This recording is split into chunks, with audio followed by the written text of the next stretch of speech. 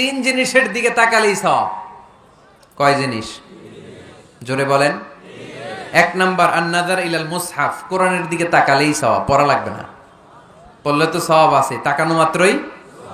দুই নাম্বার আন-নাযার ইলা ওয়াজহিল ওয়ালিদাইন, মা বাবার চেহারা, মা বাবার খেদমত করলে তো সওয়াব আছেই, টাকা দিলে তো সওয়াব আছেই, কিন্তু মা বাবার চেহারার নজরের দিকে যদি রহমতের নজরে একবার তাকান, একটা কবুল হজ করলে যেই সওয়াব, ওই সওয়াব আমল নামাই দিবে কে? মা বাবা এমন জিনিস আমরা চিনলাম না। আমরা পীর সাহেবের দরবারে লাউ নিয়ে যাই আর গান গাই, সাদের লাউ বানাইলো মোরে, আগা খাইলাম ডগা খাইলাম, খাইলাম না ডুগডুগি না। তো কই লাউ নিয়ে যান আপনি, কই হাদিয়া নিয়ে যান? আসল পীর সাহেব তো আপনার ঘরে। আপনার আব্বা সবচেয়ে বড় পীর সাহেব, আপনার আম্মা জান আপনার জন্য সবচেয়ে বড় পীর সাহেব। গোটা বিশ্বের সব পীর সাহেব যদি 50 বার করে কোরআন খতম দিয়ে এক গ্লাস পানির মধ্যে ফু দেয়, আর আপনার আব্বা শুধু বিসমিল্লাহ বলে যদি এক গ্লাসের পানিতে ফু দেয়, ওই গ্লাসের পানির ফুটা আল্লাহর কাছে কবুল হয়ে যাবে। এজন্য বিশ্বনবী বলতেন, জান্নাতু তাহতা আকদামি উম্মাহাতিকুম। ও দুনিয়ার মানুষেরা শোনো, দুনিয়ার পুরুষ মানুষদের পায়ের নিচে থাকে জুতা, জুতার নিচে থাকে বালু আর মাটি, আর দুনিয়ার বুকে এক একটা মায়ের পায়ের নিচে থাকে তার সন্তানদের জান্নাত। ওগো মা তুমি এই ধরনের শ্রেষ্ঠ নেয়ামত, তোমারই পদ তলে রয়েছে জান্নাত। ওগো মা তুমি এই ধরনের শ্রেষ্ঠ নেয়ামত, তোমারই পদ তলে রয়েছে জান্নাত। সুবহানাল্লাহ পড়েন। কি মা? এ মারে আমরা চিনি না। লাউ কাতা'তা জিলদাক, তোমার গায়ের চামড়া কেটেও যদি মাকে জুতো বানিয়ে দাও, ওই যে ছোটবেলায় দুধ খাইছিলা, এক ঢোক দুধের শোধ আদায় হবে না, এক ঢোক দুধের শোধ আদায় হবে না। ওই মা। 3 বার বললেন আল্লাহ রাসূল এই মায়ের কথা। কয়বার? আল্লাহ হাবিব বললেন মা মা মা, তারপরে মা কয়বার? বাবা কয়বার? তার মানে ইসলাম মাকে দিয়েছে স্বর্ণ পদক, ইসলাম মাকে দিয়েছে রৌপ্য পদক, ইসলাম মাকে দিয়েছে ব্রোঞ্জ পদক, বাবাকে দিয়েছে সান্ত্বনা পুরস্কার। ঠিক কিনা?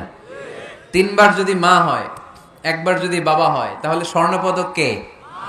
রৌপ্য পদক, ব্রোঞ্জ পদক, সান্ত্বনা পুরস্কার। সুবহানাল্লাহ কইতে বললেন না? ওই মায়ের চেহারার দিকে যদি রহমতের নজরে একবার তাকান, কবুল হজের সওয়াব আছে না নাই?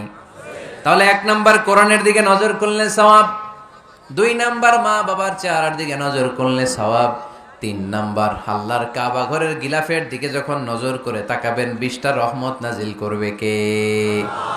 তাহলে শ্রেষ্ঠ মসজিদ মসজিদে হারাম, শ্রেষ্ঠ মসজিদ। 2 নাম্বার হচ্ছে মসজিদ নববী, নবীর মসজিদ, ওখানে 1 রাকাত পড়লে 1000 রাকাতের সওয়াব। আমার নবী শুয়ে আছে তার পাশে, পাশেই জান্নাতুল বাকিয়া, মাকবারাতুল বাকিয়া, এরপর আছে রওদা। বিশ্বনবীর কবর থেকে মিম্বার পর্যন্ত জান্নাত, রওদাতুম মিন রিয়াদিল জান্নাহ। এটা দুনিয়ার বুকে একটা জান্নাতের টুকরা, কোন সুবহানাল্লাহ। ওখানে নামাজ পড়ার জন্য খুব ধাক্কাধাক্কি হয়। পুরো মসজিদে নববীর কার্পেটের এক কালার, ওইটার কার্পেটের আরেক কালার। যারা হজ উমরা করেছেন দেখে এসেছেন, জায়গা পাওয়া যায় না, খুব ধাক্কাধাক্কি হয় ওই জায়গাটাতে সালাত পড়ার জন্য। এটা হচ্ছে দ্বিতীয় মসজিদ শ্রেষ্ঠত্বের দিক থেকে। তৃতীয় মসজিদ হচ্ছে মসজিদে আকসা, ফিলিস্তিনে। আহা, এই দুইটাতে যাওয়ার সুযোগ হইলে ওইটাতে যাওয়ার সুযোগ নাই। ইসরায়েলি হায়ানাদের দখলে, চিল্লা এখন ঠিক কিনা? আমরা আল্লাহর কাছে চাই আমরা মসজিদুল হারাম, এই মসজিদ নববীতে যেমনে সালাত পড়তে পারি, বাইতুল মাকদাসে যেও যেন সালাত পড়তে পারে, আল্লাহ তুমি তৌফিক দাও। বাইতুল মাকদাসে 1 রাকাত পড়লে 250 রাকাতের সওয়াব, আরেক বর্ণনায় এসেছে 500 রাকাতের সওয়াব। এই 3টার পরে দুনিয়ার যত বড় মসজিদ হোক না কেন, সবগুলোর সওয়াব সমান। সুবহানাল্লাহ পড়েন। তাহলে আমরা মসজিদ আবাদ করতে চাই, কি করতে চাই? এই মসজিদ হচ্ছে আমাদের মুসলমানদের সামাজিক ঐক্যের কেন্দ্রবিন্দু, সামাজিক ঐক্যের কেন্দ্রবিন্দু আমাদের মসজিদ। বুঝতে হবে, এটা খ্রিস্টানদের চার্চের মতো, এটা ইহুদিদের সিনাগগের মতো, এটা শিখদের গুরুদুয়ারার মতো গতানুগতিক কোনো ইবাদত গা বা উপাসনা কেন্দ্র নয়। এটা আমাদের ঐক্যের ভিত্তি, চিল্লায় বলেন ঠিক কি না? বিশ্বনবী মসজিদে নববী থেকে সব করেছেন। বিশ্বনবীর মসজিদে নববীটাই ছিল ক্যান্টনমেন্ট, সেনাবাহিনীর ক্যান্টনমেন্ট ছিল এটা। বিশ্বনবীর মসজিদে নববী ছিল গণভবন, আমার নবীর মসজিদে ছিল বঙ্গভবন। এইখানেই ছিল সুপ্রিম কোর্ট, হাইকোর্ট। এখানে বসেই বিশ্বনবী যুদ্ধের জন্য সেনা প্রেরণ করতেন। এখানে বসেই বিশ্বনবী বেকারদের কর্মসংস্থান করতেন। এখানে বসেই বিশ্বনবী বিধবা নারীদের জন্য ভাতার ব্যবস্থা করে দিতেন। এই মসজিদের মধ্যে বসেই বিশ্বনবী আহলে সুফার সাহাবীদেরকে হাদিসের শিক্ষা দিতেন। সুবহানাল্লাহ পড়েন। এজন্য মসজিদের নানামুখী ব্যবহার আছে। আমরা শুধু এটা ইবাদতের জন্য রাখছি, কিন্তু বিষ্ণু ঈসা ইসলাম এটাকে নানা কাজে লাগিয়েছেন।